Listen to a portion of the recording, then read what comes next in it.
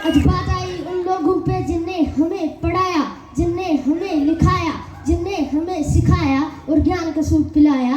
आज बात आई उन लोगों पे जिनने ना सोची बात, डाले हाथों में हाथ और दिया हमारा साथ। सल्यूट उन टीचर्स जिन्हें हमें पढ़ाया है, उनके कदम हमें रास्ता दिखाया है। बच्चे तू गौर से देख, तेरी कुछ ना कुछ तो गलती है, बिना किसी गलती के मैम पनिश ना करती है। तेरी कुछ ना कुछ तो गलती है, तभी तहवीदा मैम भी पनिश करती है।